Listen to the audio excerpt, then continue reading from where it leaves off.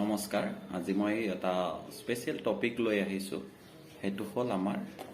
Body fat যেটো ব্লাডত আমাৰ fat জমা হয় হেতুৰ বিষয় আৰু ফেটস মানে এটো ফেট যেটো হয় নৰমালি আমি কোলেস্ট্ৰল বুলি জানো সকলো সো কোলেস্ট্ৰল বুলি জানিব গলে আমাৰ কোলেস্ট্ৰল কি হয় হেতু জানিব লাগিব ফাৰ্স্ট কথা হল কোলেস্ট্ৰল এটা গুড কোলেস্ট্ৰল থাকে এটা বেড কোলেস্ট্ৰল থাকে সাধাৰণতে হেতু ডক্টৰী যেটো ভাষাত আমি কোলেস্ট্ৰলটো ফাৰ্স্ট হল যেটো HDL হাই ডেন্সিটি লিপোপ্ৰোটিন এটুক আমি গুড কোলেস্ট্ৰল বুলি জানো যেটো আমাৰ বডিত মিনিমাম 40 ৰ পৰা আপ থাকিব লাগে তেতিয়া আমাৰ বডিত কোনো ধৰণৰ আপোনাৰ প্ৰবলেম জেনেৰেট হয় কোলেস্ট্ৰল ৰিলেটেড ঠিক আছে সেকেন্ডলি হল LDL লো ডেন্সিটি লিপোপ্ৰোটিন এটো যদি আপোনাৰ বাঢ়ি থাকে যদি 100 তকৈ ওপৰত যায় তেতিয়া হলে আপোনাৰ লাহে লাহে প্ৰবলেম বোৰ আহে যেতিয়াৰ পৰা আপোনাৰ 130 ৰ পৰা ওপৰত যোৱা আৰম্ভ কৰে তেতিয়া ৰিস্ক ফেক্টৰ আহে তাৰ বিনিময়ত বিভিন্ন ধৰণৰ ব্লাড ৰিলেটেড আমাৰ প্ৰবলেম আহে বহুতৰে হাৰ্ট ৰিলেটেড প্ৰবলেম আহে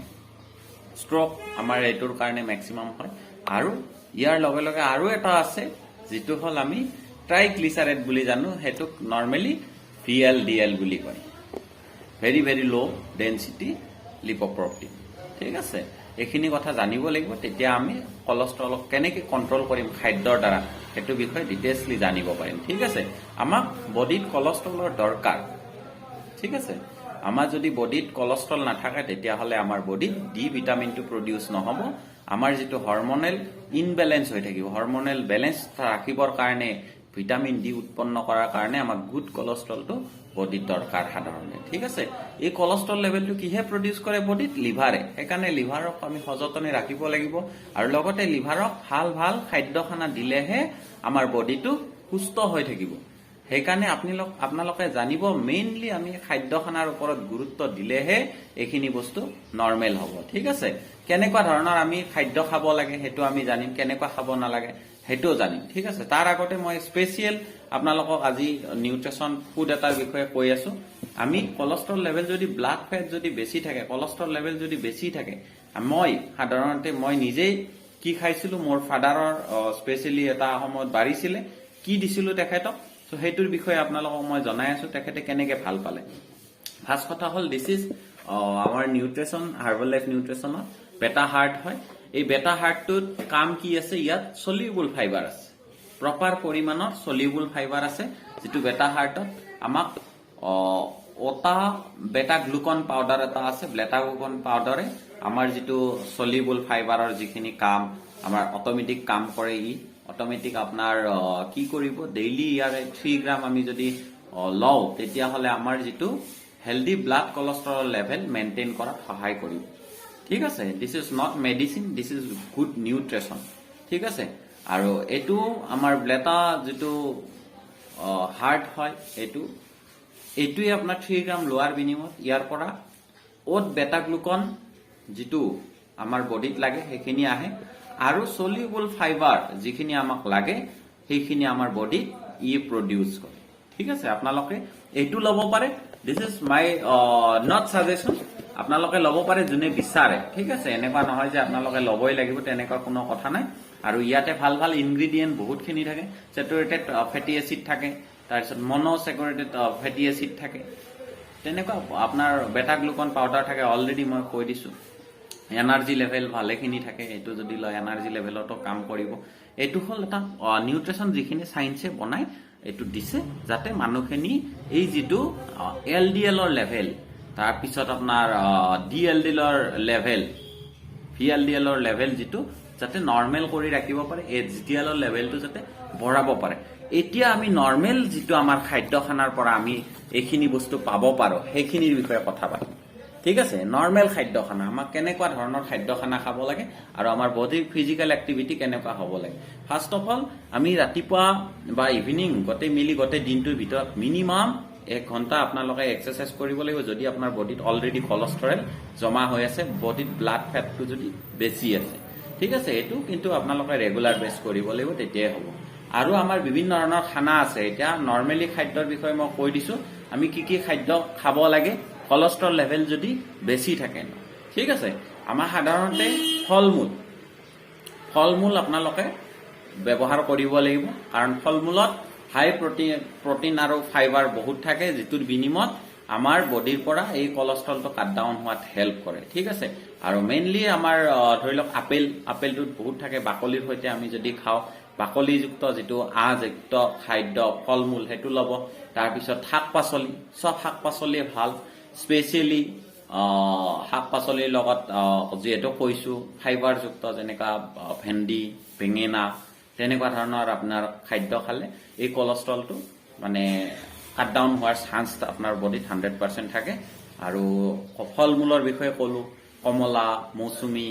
তাৰপিছত এইবোৰত আহজাতীয় যিহেতু ফল মূল এইবোৰৰ পৰাও আপুনি বহুত হেল্পফুল হ'ব ইয়াৰ লগে লগে আমাৰ কিছুমান এনেকুৱা ফুডছ আছে যিটোত পুৰা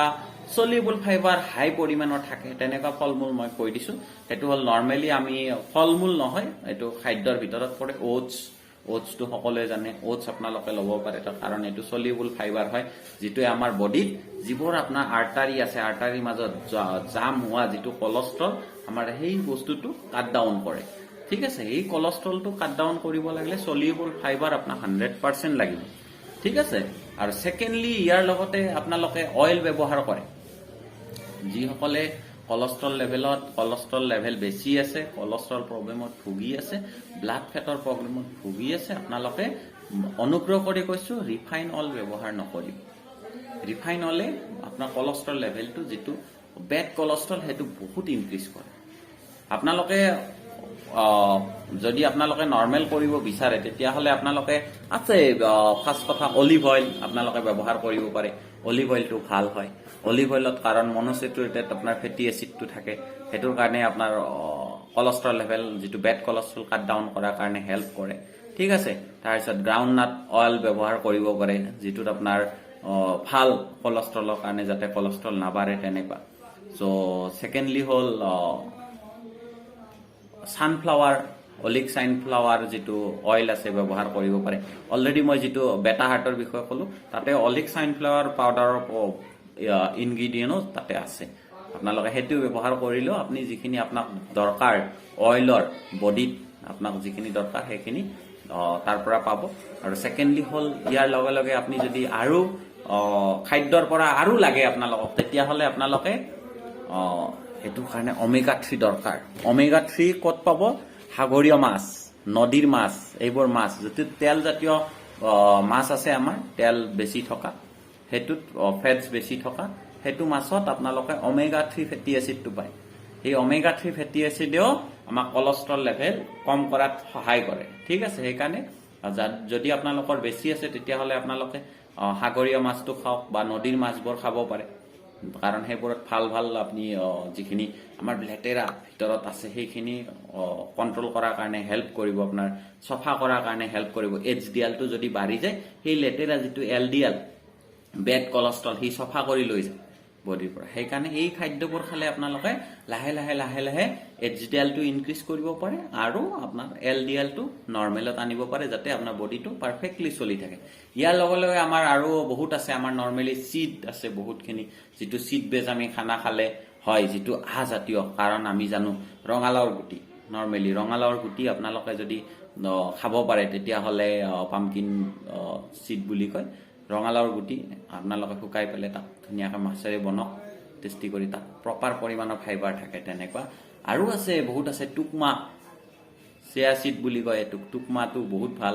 কাৰণ এটোৰ দ্বাৰাও আপোনাৰ বডিৰ যিটো কলেষ্ট্ৰল বেড কলেষ্ট্ৰল হেতু সফা হয় ফ্লেক্স সিড টিসি গুটি বুলি কয় আমাৰ অসমীয়াত ফ্লেক্স সিড হেতু আপোনালোকে চাই লব ভালকৈ তেতিয়া গম পাব সো এইবোৰ ধৰণৰ যদি আমি খাদ্য খাব পাৰো তেতিয়া হলে লাহে লাহে আমাৰ বডিটো যিটো কলেষ্ট্ৰল লেভেল থাকে আপোনালোকে হেৰি কৰিব পাৰে আৰু আমাৰ নাটস আছে নাটস খাব পাৰে আপোনালোকে স্নেক্সৰ কাৰণে নাটস লৈ লব কাৰণ নাটসেও কিছুমান নাটস আছে আমাৰ ওয়ালনাটসটো বহুত ভাল ওয়ালনাটসে আমাৰ এই যিটো হেৰি আছে বেড কলেষ্ট্ৰল আছে হি কাট ডাউন কৰে তাতে মনোস্যাচুৰেটেড যিটো ফেটি এসিড হেতু থাকে তাতে তাৰ পিছত পিনাট আলমন্ড এইবোৰ বস্তু আপোনালোকে ৰেগুলাৰ ইউজ কৰিব যাতে আপোনালোকৰ বডিটোত যিটো বেয়া কলেষ্ট্ৰল বেড ফেটস যিটো আমি ব্লাড ফেট বুলি কওঁ হেতু যাতে আপোনাৰ আতৰি যায় আপোনালোকে সুস্থ হৈ থাকিব পাৰে আৰু ইয়াৰ কাৰণে আপোনালোকে জানিব লাগিব কিছুমান বস্তু জনাটো দৰকাৰ, তেতিয়াহে আপোনালোকে এইখিনি বস্তু কৰিব। কিয় হয়, কলেষ্ট্ৰলটো কি ৰিজনত হয় সেইটো জানিব লাগিব। ফাৰ্ষ্ট ৰিজন হ'ল যদি আমাৰ বয়স হৈ আহিছে, তেতিয়াহ'লে আমি যদি খাদ্য খানা আগৰ পৰা ভাল কৰা নাই, তেতিয়াহ'লে এটা বয়সত সেই কলেষ্ট্ৰল লেভেলটো বাঢ়ি যায়। কাৰণ আমি আগতেই বডিটোৰ ভিতৰত এই লেতেৰা বস্তুবোৰ দি আছো, সেইটোৰ কাৰণে। ঠিক আছে। ছেকেণ্ডলি হ'ল ডায়েবেটিক পেচেণ্টৰ বহুতৰে হয়, কাৰণ আমাৰ হৰমনেল যিটো ইনবেলেঞ্চ হৈ যায় বডিত, সেইকাৰণে হয়। তাৰপিছত অবিচিটি, যদি আপোনাৰ অবিচিটি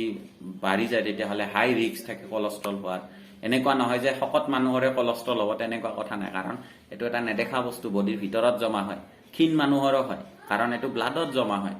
ঠিক আছে। ব্লাড ভিচেল আৰ্টাৰীবোৰত জমা হোৱা বস্তু, ব্লাডৰ লগত কানেকশ্যন থকা বস্তু। সেইকাৰণে মনত ৰাখিব, আপুনি শকত নহয় যদিও এই খাদ্যবোৰ নাখাব, যিখিনি আপোনাৰ বেয়া। ঠিক আছে। আৰু ছেকেণ্ডলি স্মকিং নকৰিলে বহুত ভাল।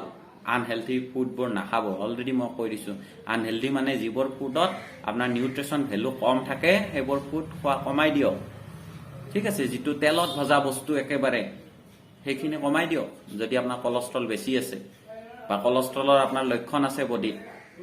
তেতিয়াহ'লে আপুনি এইখিনি বস্তু কমাব লাগিব। স্মকিংটো কমাব লাগিব। অলৰেডি মই বহুত দিন কৈছোঁ, স্মকিঙে আমাক বহুত হেৰি কৰে। বহুত মানুহে গুৰুত্ব নিদিব পাৰে, সেইটো বেলেগ কথা, কিন্তু স্মকিংটো বহুত এফেক্ট কৰে। এলকহল বেছি খালে বহুত আপোনাৰ কলেষ্ট্ৰল লেভেল আপোনাৰ প্ৰব্লেম হ'ব, কলেষ্ট্ৰল লেভেল বঢ়াৰ চান্স থাকে এলকহল বেছি খালে।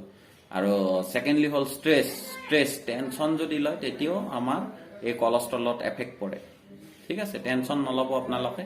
চ' টেনশ্যন ফ্ৰী থাকক সদায়। আশা কৰোঁ সুস্থ হৈ থাকিব, যাতে সকলোৱে হেল্ডি হৈ থাকে। আজিৰ যিটো টপিক ক'লোঁ, যাতে আপোনালোকে বুজি পাইছে। যদি কিবা পোৱা নাই, তেতিয়াহ'লে মেছেজ কৰিব পাৰিব আপোনালোকে, কমেণ্ট কৰি জনাব। আৰু যিটো ভিডিঅ' দিছোঁ, আৰু যদি ফিউচাৰত আপোনালোকে ভাল ভাল ভিডিঅ' পাই থাকিব বিচাৰে, চেনেলটো ছাবস্ক্ৰাইব কৰিব আৰু লাইক কৰিব, শ্বেয়াৰ কৰিব। ধন্যবাদ। আজিলৈকে এৰিলোঁ।